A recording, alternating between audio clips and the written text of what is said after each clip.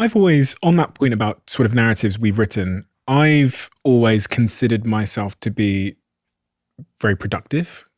Maybe the more honest answer is a bit of a workaholic to some degree. I think that my work is fundamentally attached and associated with my own self-esteem. So I think when I'm working really, really hard and I feel really productive, I think at some deep level, I think I'm worth more, or I'm like, I fit in. It goes back to when I was younger and I felt like I didn't fit in.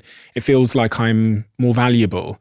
Now, the problem you have as an adult when you're trying to achieve a different set of goals, like have a healthy relationship, is this kind of gets in your way. And I think I found that in myself, that I still have this urge to be really successful and work really hard because at some level it's doing something for my image of myself. But as I get older, I kind of need to figure out a way to drop that down a little bit, or else I'm going to miss out on something that's going to make me happy, which is relationships. And a lot of people that I speak to, a lot of people that listen to this podcast are in a similar situation where they just can't get off the train in terms of their work. Yeah. Yeah. So we were talking about defense mechanisms. And so one of the defense mechanisms is where you take something that comes from an unhealthy place and you put it into something that looks on the surface healthier. So I don't feel worthy or as worthy as I would like to, so I'm going to succeed in this incredible way. So on the surface, it looks great. It looks like you're doing something really healthy, but actually you're not really working on that self-worth piece. Another example might be somebody who has a lot of anger and they take up boxing, right? Or they become a surgeon because they cut into people. You see this a lot, where somebody takes their anger, so they put it into something that looks healthy, but they're not really dealing with the underlying issue, which is the anger. You see that a lot, that people that have anger issues sometimes take up roles like surgeons? Sure. Yeah. Really? Yeah.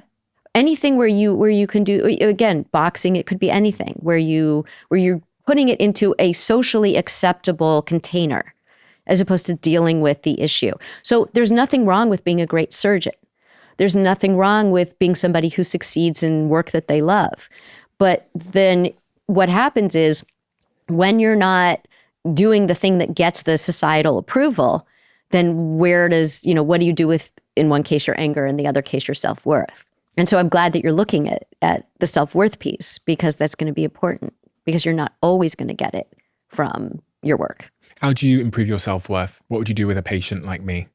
I think we do this on the podcast where we do something very practical, where we have people make a list of the things that other people would say. So there's two columns. There's one, what would other people say are your best qualities that have nothing to do with your work? Okay. What do they appreciate most about you? And then what do you appreciate most about yourself that has nothing to do with work that you think other people don't see? And when you start to look at those, they're very quiet at first. People don't have a long list. They're kind of like, I don't really know. And I'm looking for really tiny things, like this person really appreciated that when they were sick, I called them.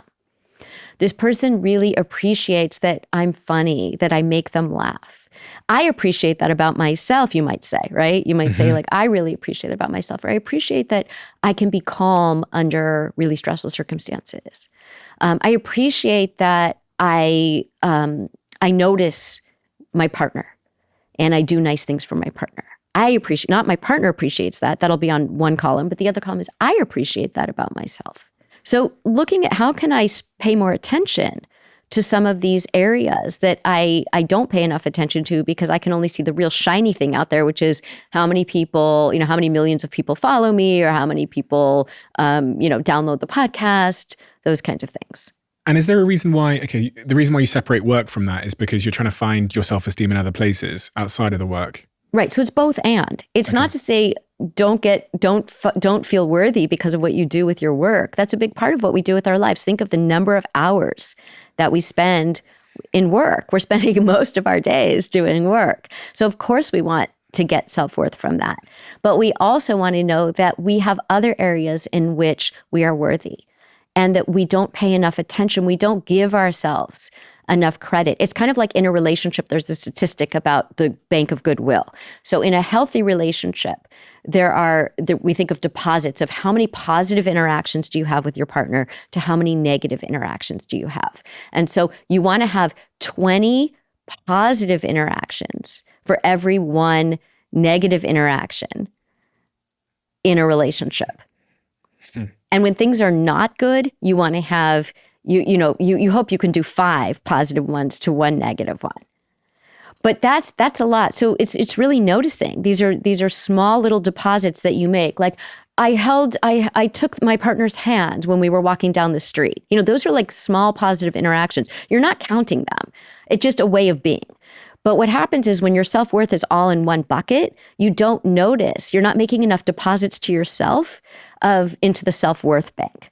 So it really is about noticing what are the deposits that I'm making. So I'm making a lot of deposits in the work bucket, but I'm not making a lot of deposits in noticing I really liked that. I was really funny at that dinner party. That was really fun. I was really kind to that stranger on the street. That was really nice of me. Do you think that some people are scared to go to therapy because they think if they are to heal from something, whatever that means, it will rob them of something that they value? If I go to therapy and I work through my childhood trauma, then maybe I won't be as ambitious or successful or driven, etc. I think the fear is I will have to change. I will have to change and I will have to do something different and I might not like that. And that's why people are like, if I go to therapy and I take off my mask and this person sees the truth of who I am and I see the truth of who I am, I might need to do something difficult. And I might need to get rid of one of my defense mechanisms, like I'm avoidant, maybe, right?